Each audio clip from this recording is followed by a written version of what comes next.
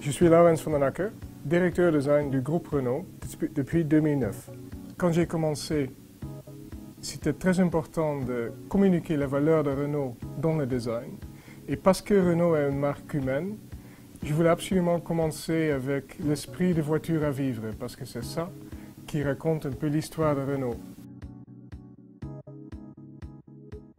J'avais l'impression, quand j'ai commencé, qu'il y avait un très grand réservoir d'émotions autour de Renault, mais qu'on avait un peu perdu cet réservoir. J'avais l'impression, comme on dit en anglais, que the people fell out of love with the brand.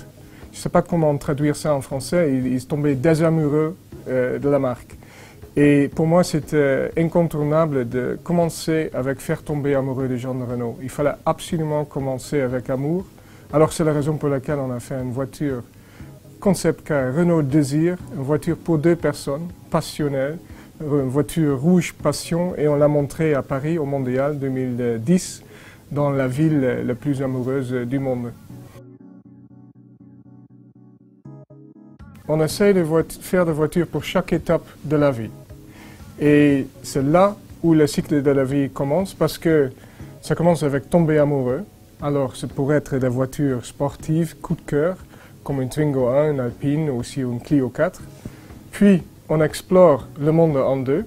Pour ça, on a des crossovers.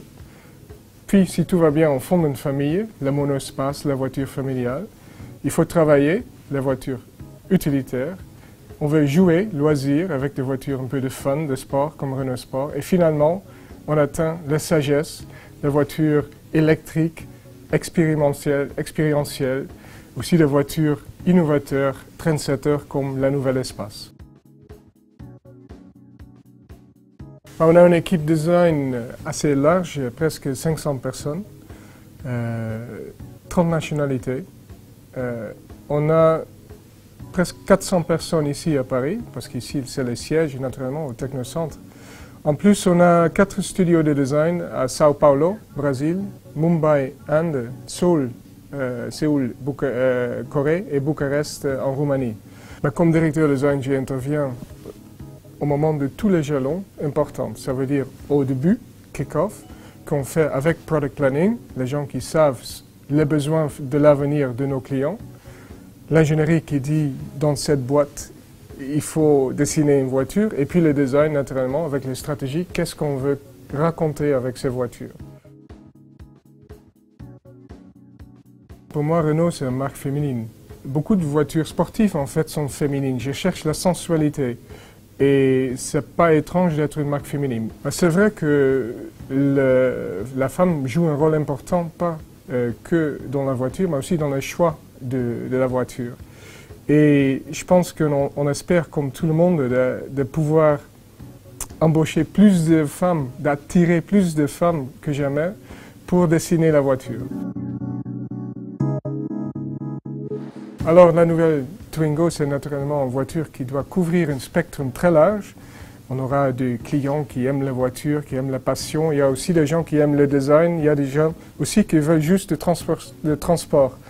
Alors, j'ai choisi de faire 2 concept cars pour montrer en fait le potentiel de ce concept. Une voiture plutôt passionnée automobile, vroom vroom, moteur 300 chevaux, une petite voiture avec un grand cœur qu'on a montré début de l'année pendant le Grand Prix de Monaco. Et une deuxième voiture un peu spéciale pour tous ceux qui aiment le design. Et on voulait surprendre un peu les gens de design, qui aiment le design, chez eux.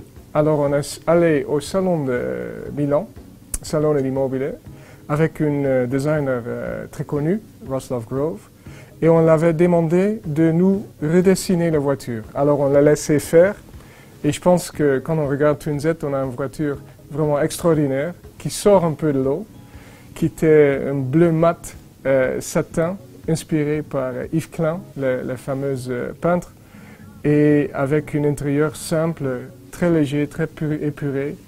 Et on a eu une réussite totale avec cette voiture, inattendue sur un salon de l'immobilier. Je pense qu'on quitte son pays, on se rend compte d'où on vient.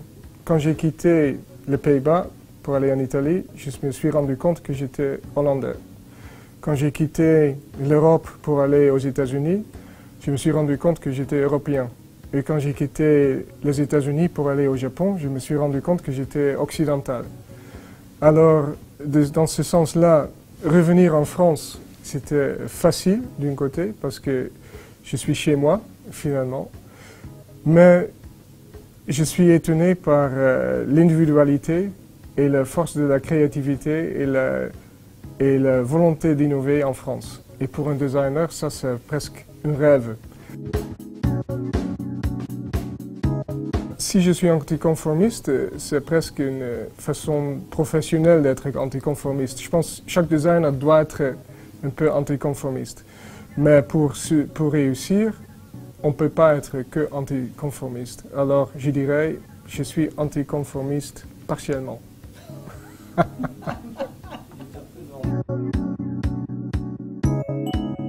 Je me suis trouvé au Japon comme directeur design et j'aurais dû mettre un costume.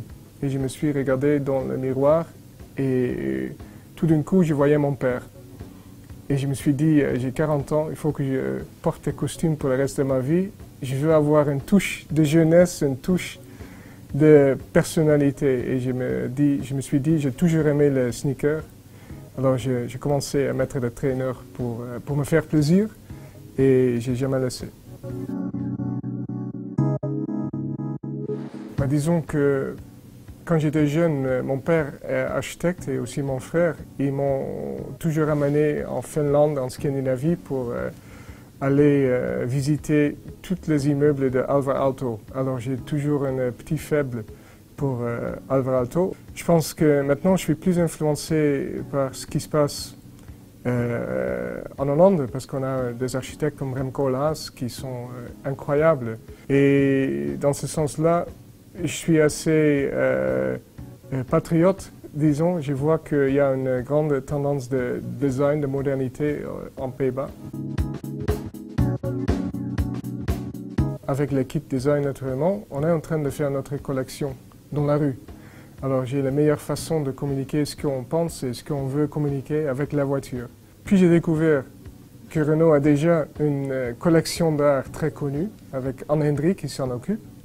Et on est quand même en train de réfléchir, de faire des partenariats avec quelques écoles de design.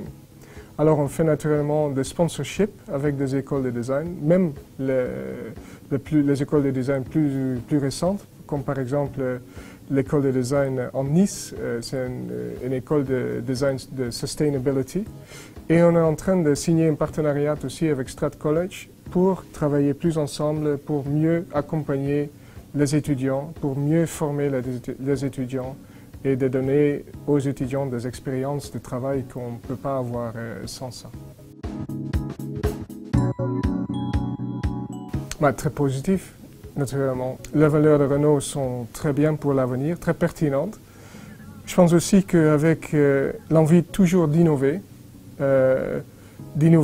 pour créer une meilleure vie, naturellement, il faut toujours combiner la créativité avec le business. Il faut quand même qu'on devienne fort comme entreprise. Et c'est là où l'internationalisation joue un rôle important.